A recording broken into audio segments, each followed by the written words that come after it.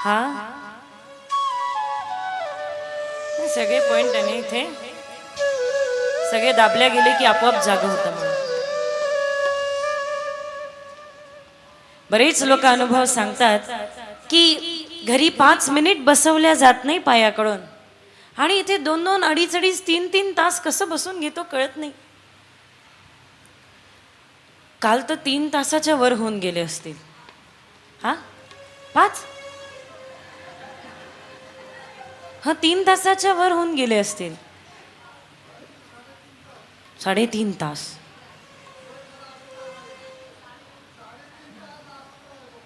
साडेतीन तास असेच बसले होते. वा वा वा, जोरदार टाळ्या. वा वा वा वा वा, हेच आहे ना. हा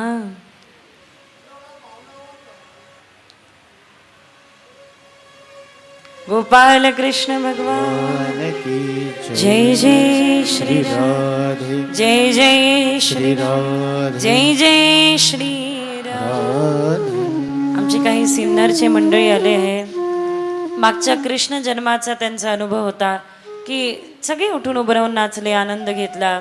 त्यामध्ये एक महिला ज्यांना अर्धांगवायूचा त्रास होता, घरी गेल्यानंतर फार छान वाटलं.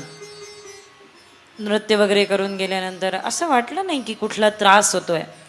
डॉक्टरांना दाखवलं, विचारलं तर असं लक्षात आलं की अर्धांगवायूमध्ये काय होतं ते शरीर अर्धशरीर क्रिया करणे बंद करून देणे. तर असा अनुभव लक्षात आला की त्या 3-2.5 तास जे काही कथा चालली त्यामध्ये ज्यांनी जे नाचले, आनंद घेतला, हळूहळू शक्यतो त्यांचे एक एक अंग कार्य करायला सुरुवात करत होते. वाह, काय मला असं वाटतं की यत्कृपातमहं वंदे पंगुम लंघयते गिरिम. निर्धन को धन दे तो कोडियन को काया, बांझन को पुत्र दे तो निर्धन को माया. लक्ष आहे ना, ऐकताय ना, जागे आहात ना. आता एकदम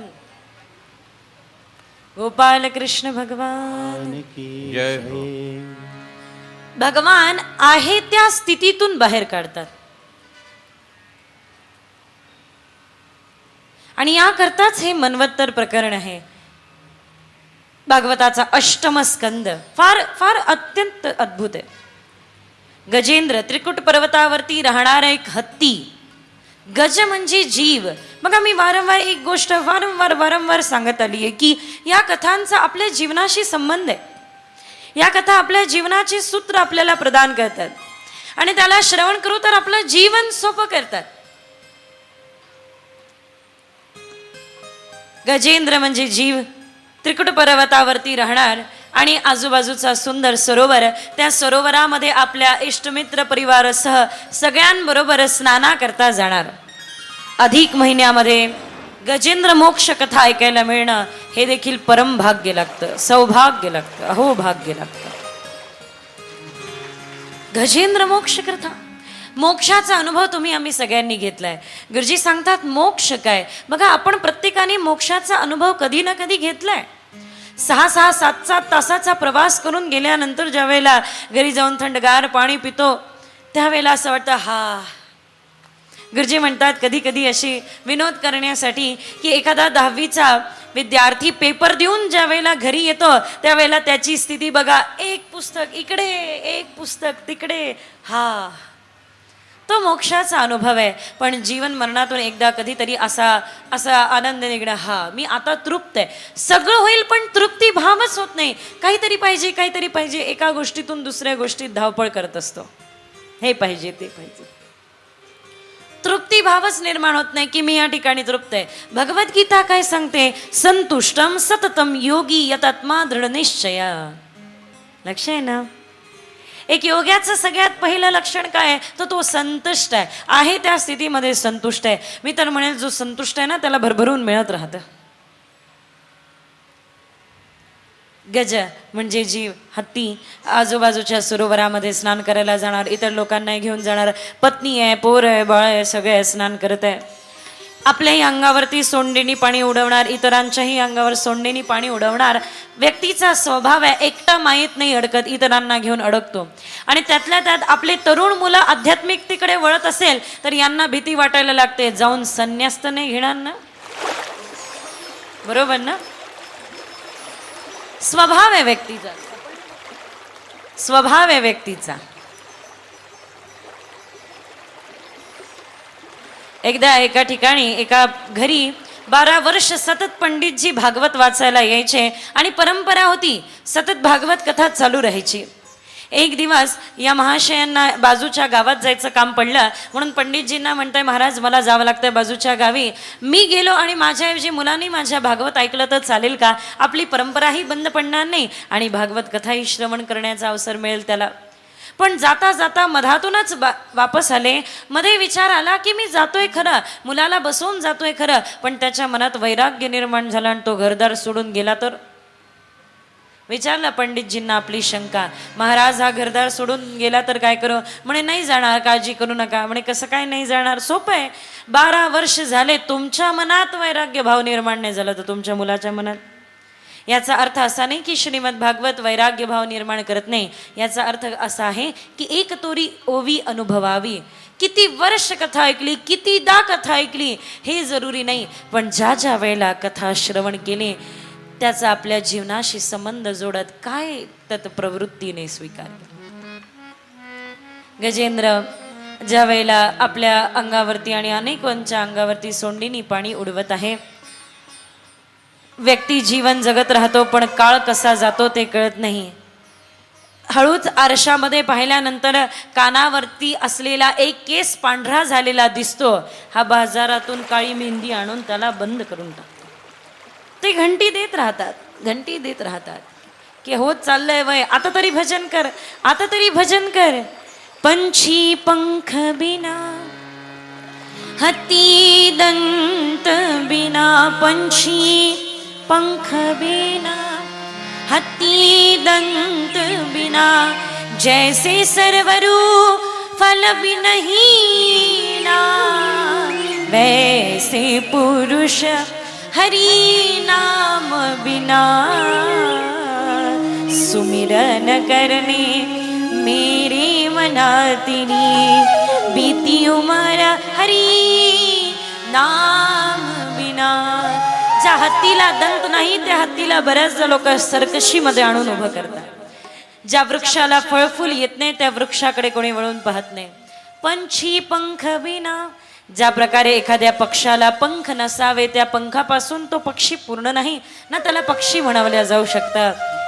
वैसे पुरुष हरिनाम बिना, जीवन जातं पण मुखातून नाम निघत नाही. जीवन निघून जातो पण कधी श्रृंगार भगवंताचा करायची इच्छा होत नाही, कधी हृदयाचा श्रृंगार करण्याचा भाव निर्माण होत नाही, चार लोकांचं दुःख वाटून घेण्याची इच्छा होत नाही. या ठिकाणी काळ निघत जातो, काळ थांबत नाही.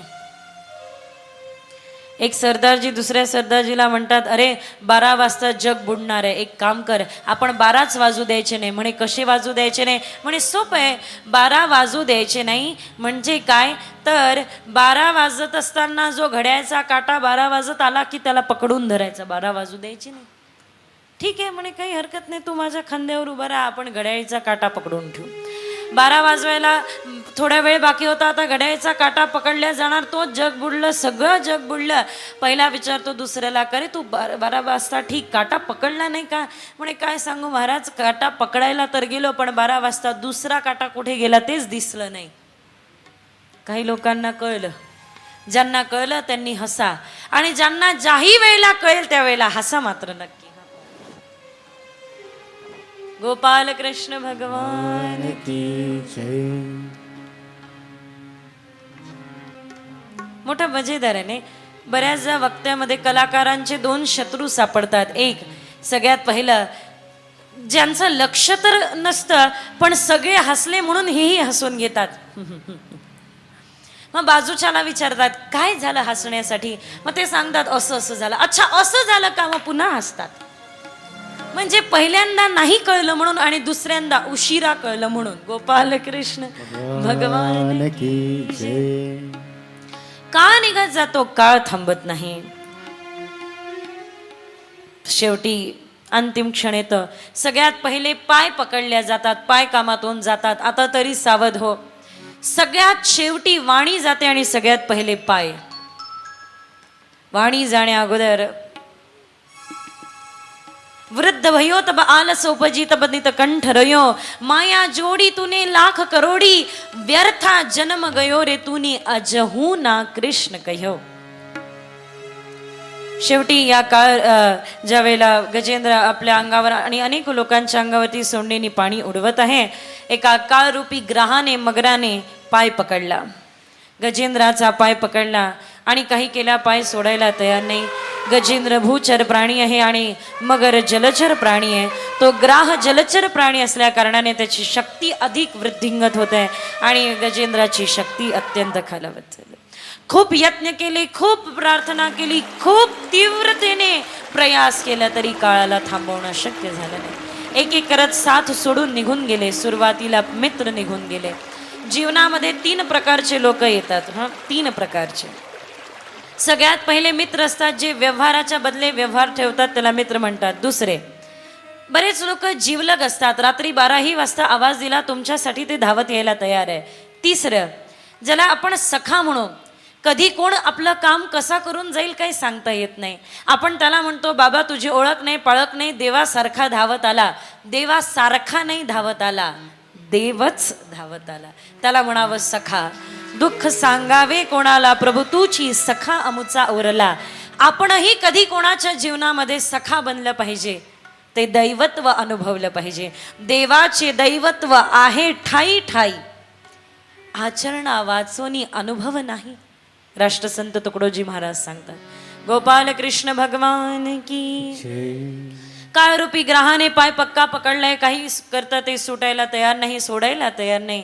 एक एक करत साथ सोडून निघून गेले. पत्नी हो, पत्नी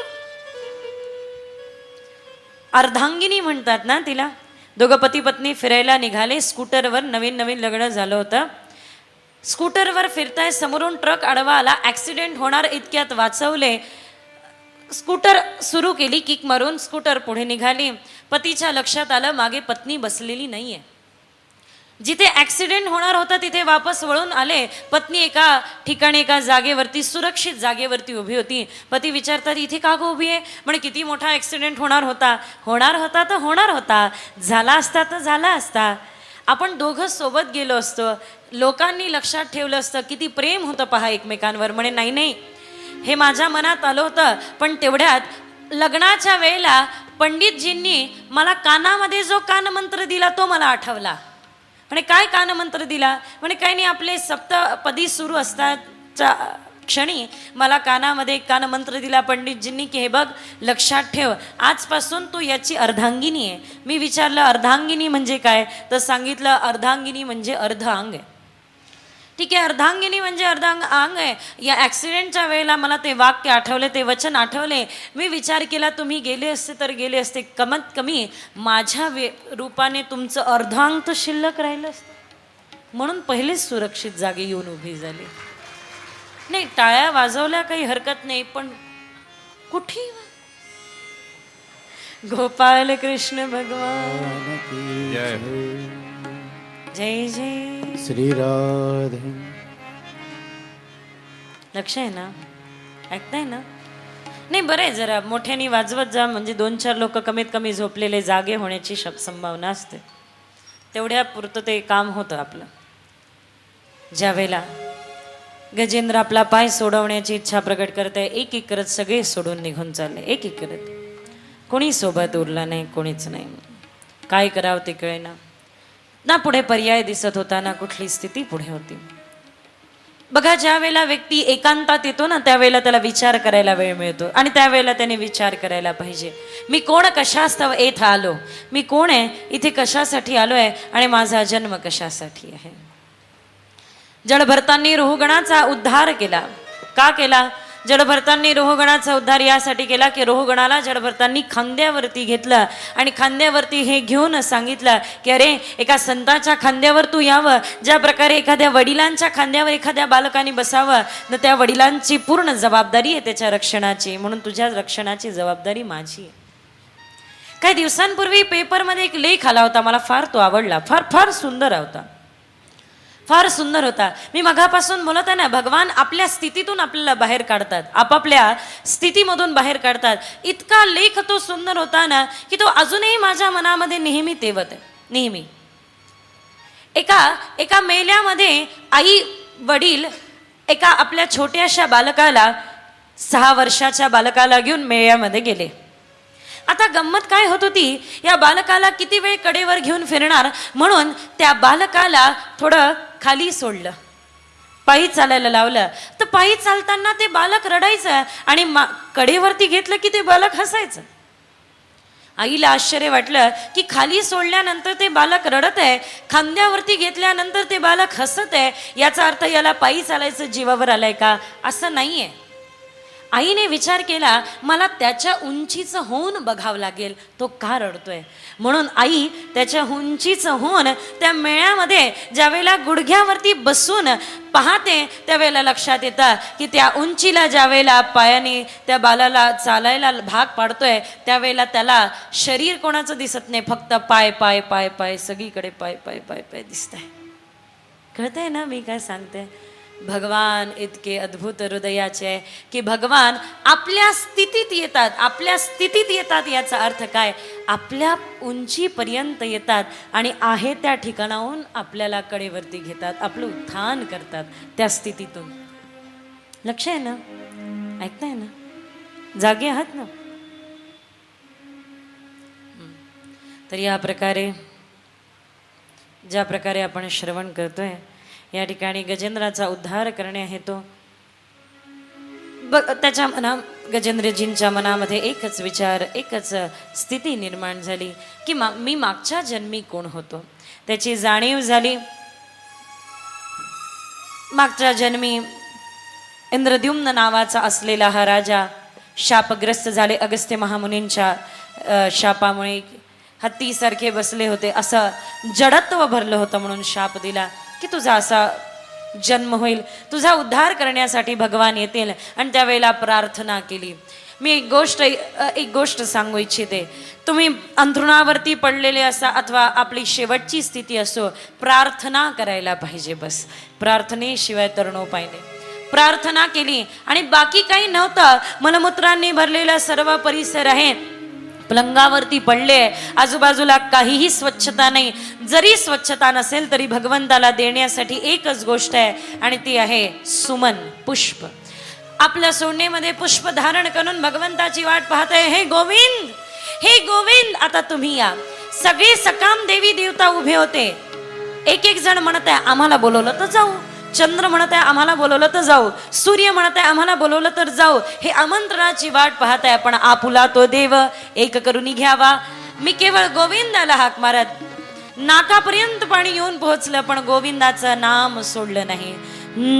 सुमिरे मैंने निर्बाल के बलराम, सुमिरे मैंने निर्बाल के बलराम, सुमिरे मैंने निर्बाल के बलराम, सुमिरे मैंने निर्बल के बलराम, सुमिरे हे गोविंद, तुमच्या शिवाय या ठिकाणी आता कोणी नाही. भगवंत निघाले.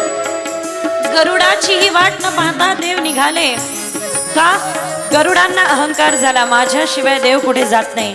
भगवान म्हणतात बेटा, त्या गजेंद्राला तर काळरूपी ग्रहाने ग्रासलंय, तुला तर अहंकार रूपी ग्रहाने ग्रासलंय. थांब थांब थांब, उत्तर देणार. गरुड आले. भगवंतांनी त्यावर आपला बोट ठेवला आणि म्हणे उड. गरुडांनी पंख विस्तीर्ण करण्याचा, उडण्याचा यत्न केला पण उडल्या जाईना. शेवटी लक्षात आलं की पंख माझे पण भरारी घेण्याची शक्ती परमात्म्यामध्ये, परमात्मा प्रदान करणार.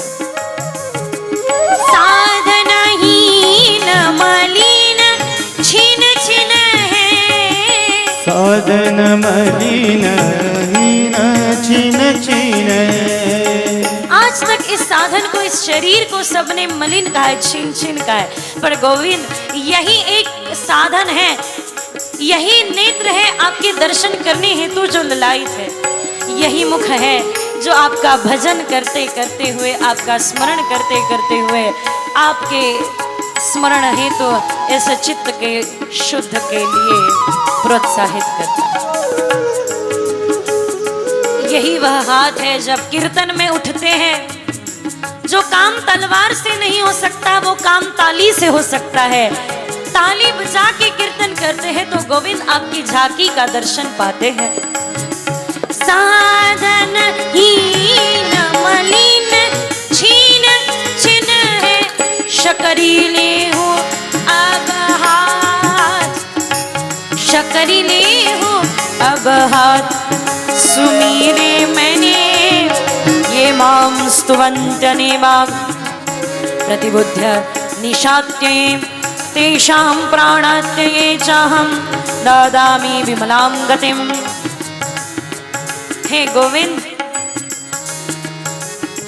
शकरीले हो अब हाथ। ओम नमो भगवते तस्मै चिदात्मकं पुरुषाय दिबीजाय परमेशाय धीमहि। ही गजेंद्र मोक्ष प्रार्थना आहे, जे गजेंद्र मोक्ष प्रार्थना दररोज गातात, शेवटच्या समयाला त्यांना भलेही भगवंताचा विसर पडेल, पण त्याच्या शेवटच्या क्षणाला भगवंताला त्याचा विसर पडत नाही। ही गजेंद्र मोक्ष प्रार्थनेची उपलब्धी आहे।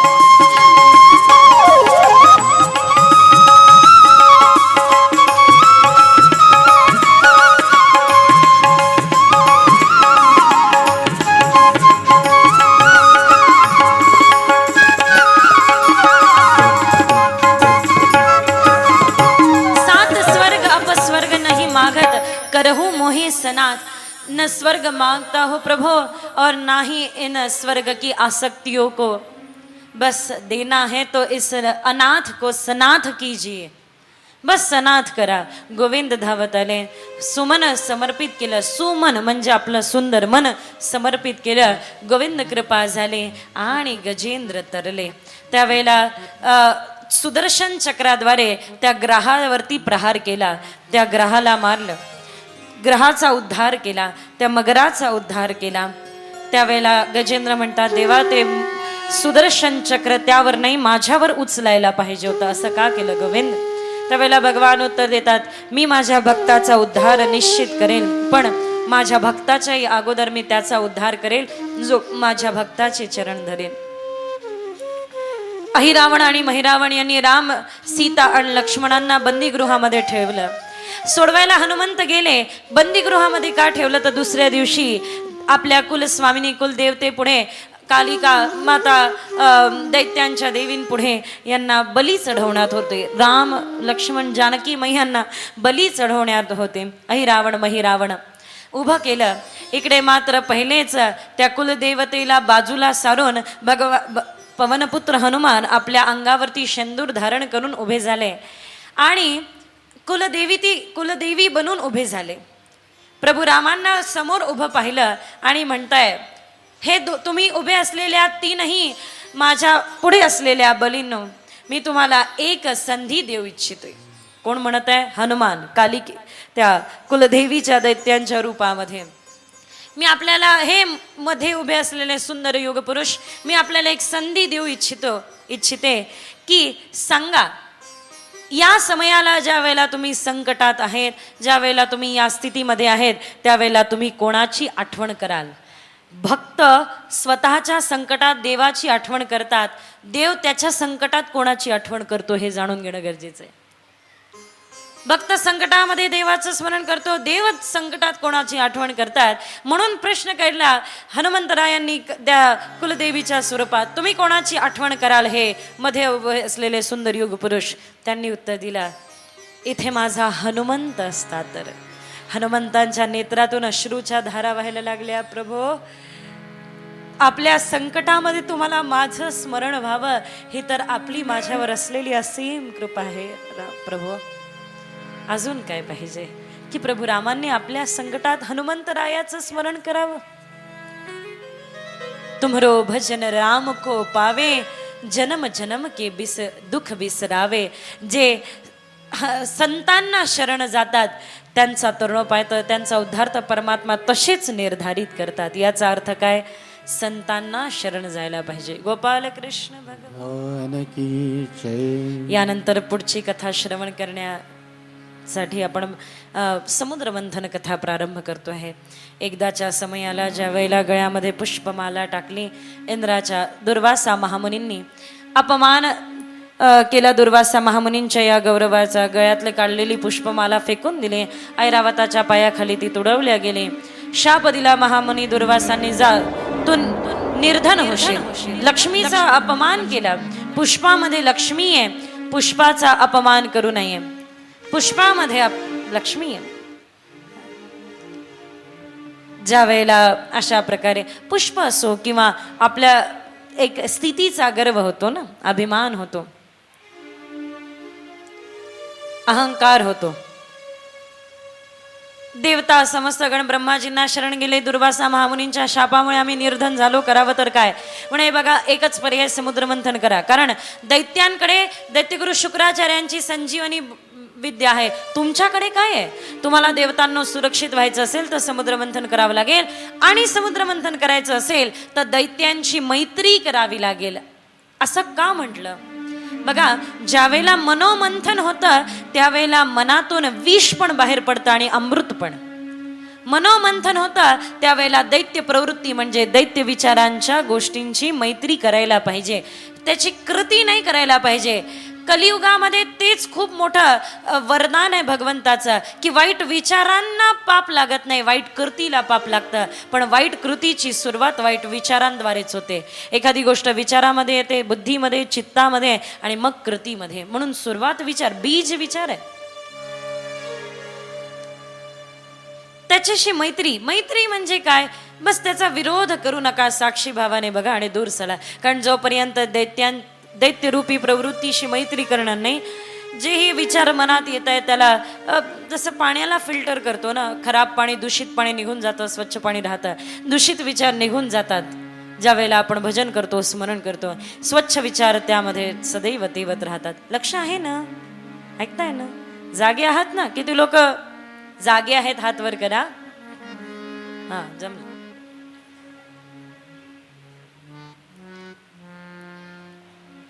समुद्र मंथनाला सुरुवात केली. समुद्र मंथनासाठी मंद्राचल पर्वत, वासुकी नागाची दोरी करण्यात आली. वासुकी नागाची दोरी करण्यात आली आणि समुद्र मंथन सुरू झालं. समुद्र मंथनातून सगळ्यात पहिलं जर का काही निघालं असेल तर ते म्हणजे हलाहल विष.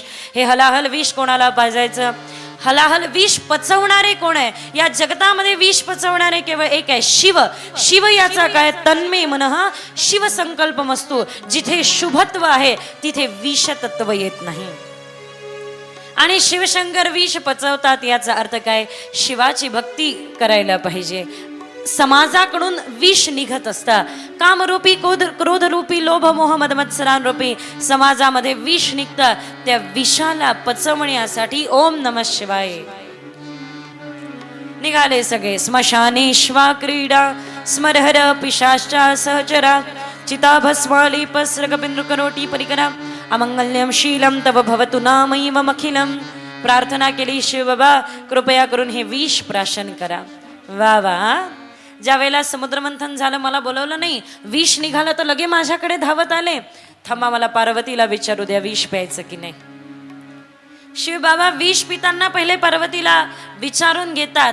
आजकालची तरुण मंडळी विष पितांना आपल्या पत्नीला विचारत नाही, बल्कि पिऊन तिलाच जाऊन घरी. एकाने जरी भागवत कथेच्या माध्यमातून त्या वाईट कुसंगतीला त्याग केला तर मी असं समजेल की एक सीता वनवासातून मुक्त होण्याचा पुण्य प्राप्त होतं या श्रीमद भागवताला. गोपाल कृष्ण भगवान.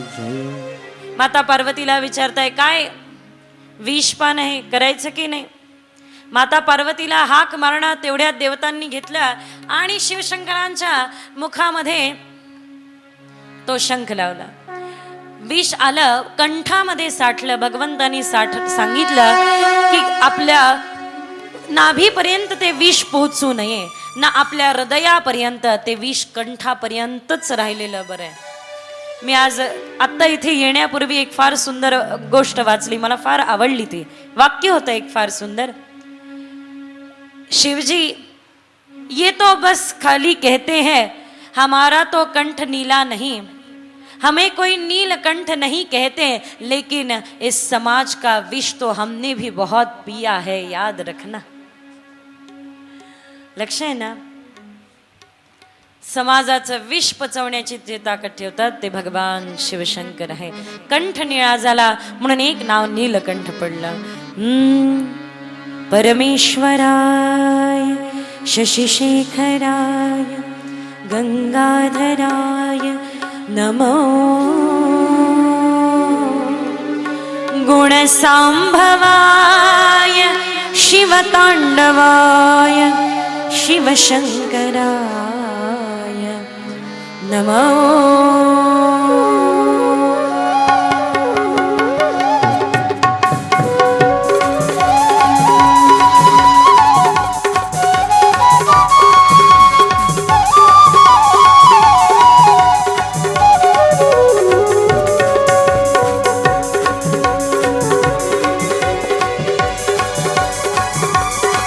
परमेश्वराय शशिशेखराय गंगाधराय नमो, गुणसांभवाय शिवतांडवाय शिवशंकराय नमो.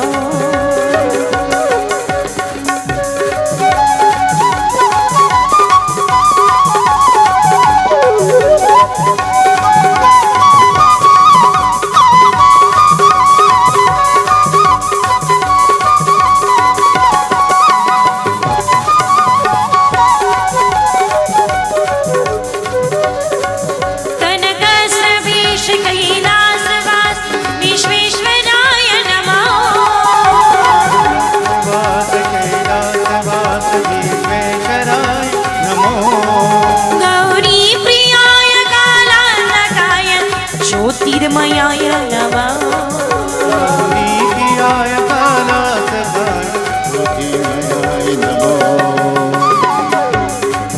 शिव ओम नमः शिवाय, ओम नमः शिवाय, ओम नमः शिवाय नमः.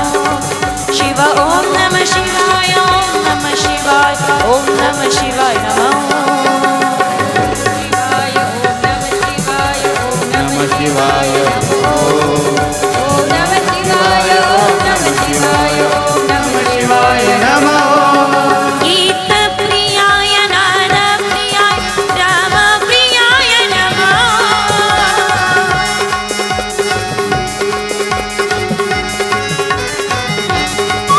कनक समेश कैलासवास विश्वेश्वराय नमो, नमो नमो नमो नमो नमो नमो नमो नमो नमो नमो नमो नमो नमो नमो नमो नमो नमो नमो नमो.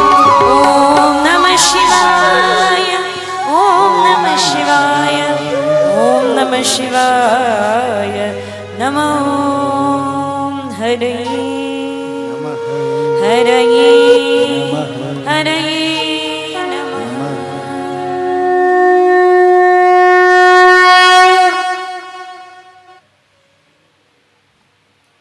पुन्हा समुद्रमंथन झालं. समुद्रमंथनातून उच्चे श्रवा गोडा अन्य पदार्थ आणि सगळ्यात शेवटी हातामध्ये धन्वंतरी अमृताचा कलश घेऊन प्रगट झाले. भगवान सुरुवातीला मंद्राचल पर्वत आपल्या पाठीवर धारण करण्यासाठी कुर्म अवतार धारण करतात. कुर्म अवतार म्हणजे कत्स्य अवतार धारण करतात. बोला कत्स्य अवतार की. जय हो. कत्स्य अवतार का धारण केला तर बघा भगवद्गीतेमध्ये भगवंताने एक फार सुंदर सांगितलंय. काय ध्यान काय, प्राणायाम काय, ध्यान काय देतं. ज्या प्रकारे एखाद्या कासवावर एखादं संकट आलं तर कासव आपले सगळे इंद्रियांना आत घेऊन घेतो, अगदी त्याच प्रकारे दिवसभरामध्ये कुठलेही संकट येऊ नये याकरता आपल्या इंद्रियांना थोड्या वेळ विश्राम द्यायला पाहिजे, कारण विश्रामातच राम आहे. ज्या वेळेला इंद्रियांना विश्राम देतो त्यावेळेला तेच इंद्रिय आपल्याला अधिक अधिक स्थिरता प्रदान करतात. कारण कासव स्थिरतेचं पण तितकंच प्रतीक आहे. लक्ष आहे ना? ऐकताय ना? जागी आहात ना?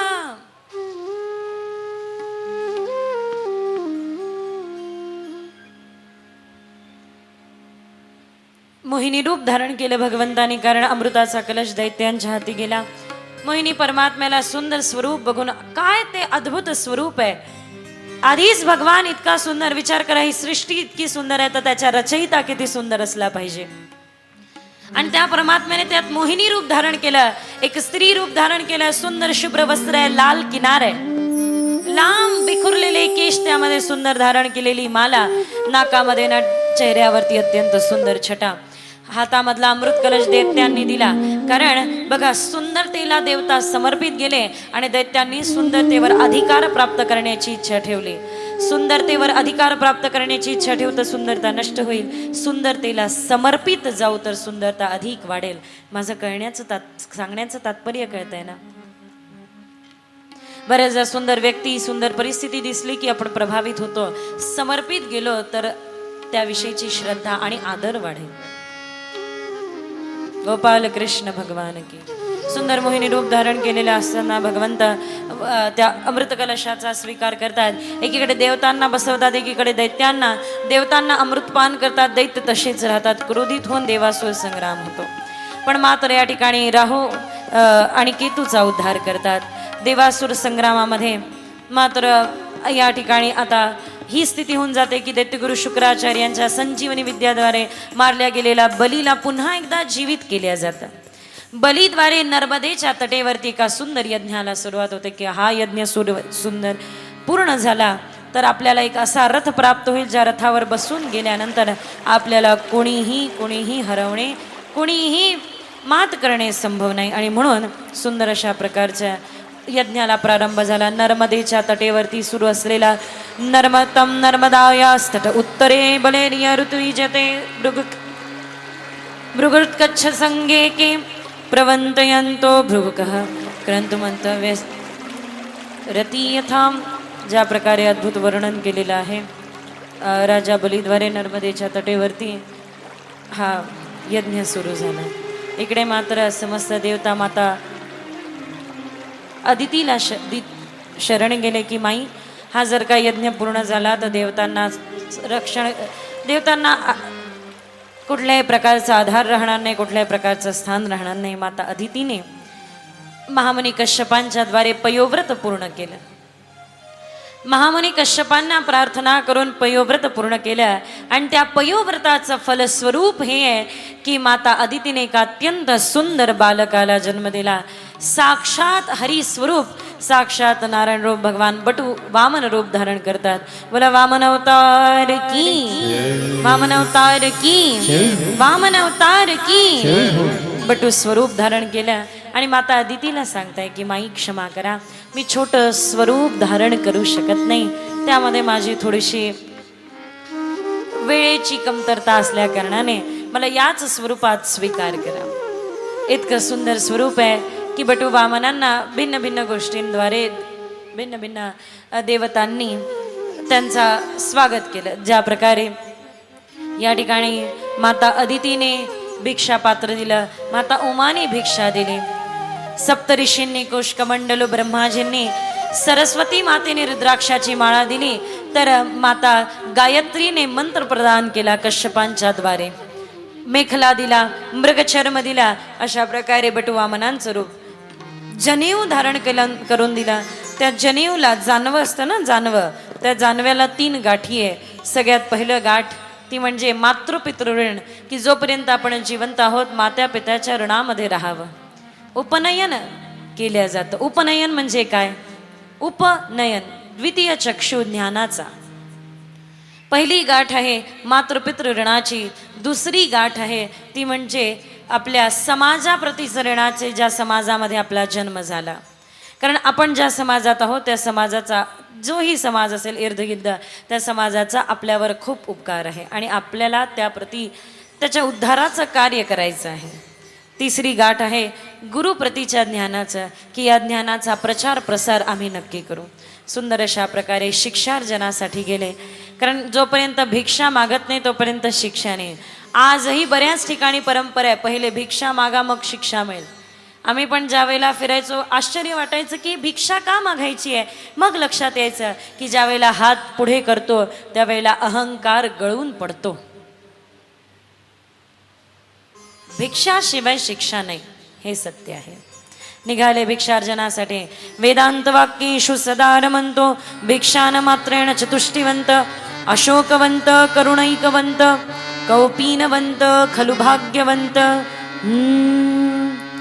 आओ वामन बटू वामन, आओ वामन बटू वामन, आओ वामन बटू वामन, आओ वामन बटू वामन.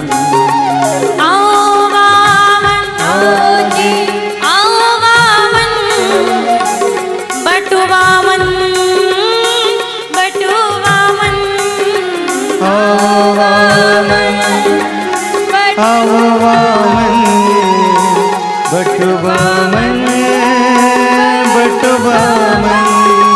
आओ वामन, आओ जी, बटू वामन, आओ वामन बटू वामन.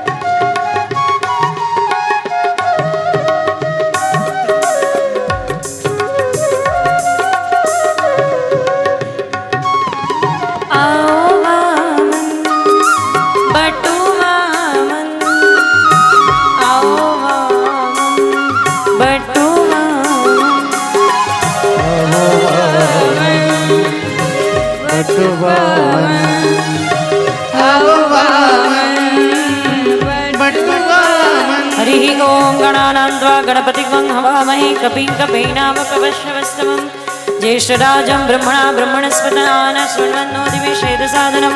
हरि ओम अग्नये स्वाहा अग्नये इदं नमः. प्रजापतये स्वाहा प्रजापतये इदं नमः. सूर्याय स्वाहा सूर्याय इदं नमः. अग्नये स्वाहा अग्नये इदं नमः. प्रजापतये स्वाहा प्रजापतये इदं नमः. ओम त्र्यंबकं यजामहे सुगन्धिं पुष्टिवर्धनम् उर्वारुक्मीव बन्धनात् मृत्योर्मोक्षीयमामृतात् स्वाहा. इदं महामृत्युञ्जयाय इदं नमः. ओम त्र्यंबकं यजामहे सुगन्धिं पुष्टिवर्धनम् उर्वारुक्मीव बन्धनात् मृत्योर्मोक्षीयमामृतात् स्वाहा. इदं महामृत्युञ्जयाय इदं नमः. तेरे द्वार खड़ा भगवान भगत भर दे रे जोड़ी, भगत भर दे रे जोड़ी. तेरे द्वार खड़ा भगवान.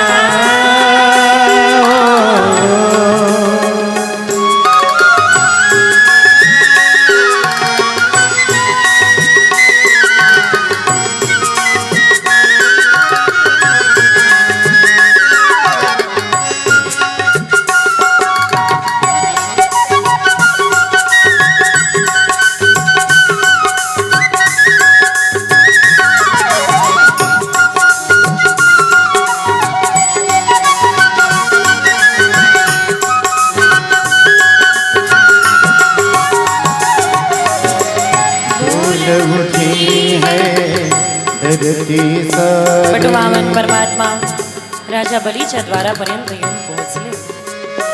भिक्षा मागताय भिक्षा.